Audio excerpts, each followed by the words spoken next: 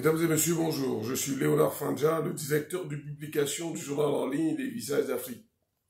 Je suis le journaliste patriote.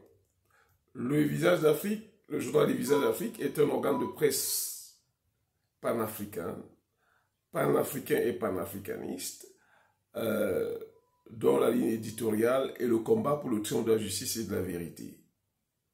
Entendez par là un engagement à vous servir la version décolonisée de l'information, c'est-à-dire des informations justes, vraies, authentiques, non biaisées et favorables à l'émergence de l'Afrique. C'est aussi un engagement à dire la vérité, toute la vérité et rien que la vérité. Alors, chers amis, nous vous souhaitons la bienvenue sur notre chaîne YouTube et sur notre page éponyme Les Visages d'Afrique sur Facebook. Cette sortie, Seigneur, mes chers compatriotes, c'est pour déjà nous joindre à la famille Clotaire Ouikep, dont nous avons fait part de l'enlèvement de leur fille à la sortie de l'école, le collège catholique de la retraite de Yaoundé avant-hier, et adresser nos félicitations aux forces de défense qui ont, dans leur bravoure, fait preuve de professionnalisme en retrouvant la petite sans effusion de sang.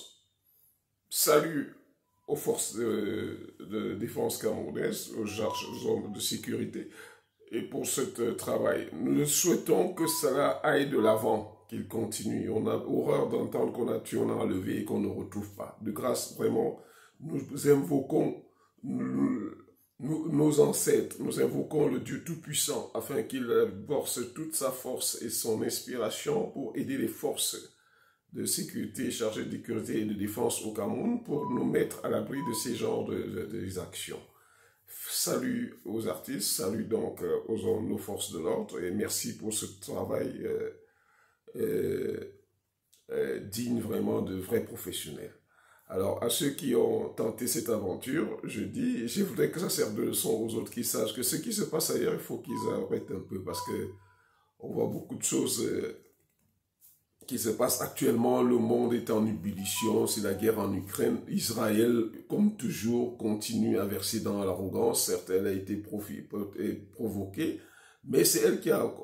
elle bloque le blocus. Vous bloquez des millions d'êtres humains, les affamer, leur empêcher d'avoir de l'eau et de l'éclairage. Vous croyez qu'ils vont rester intégralement comme ça?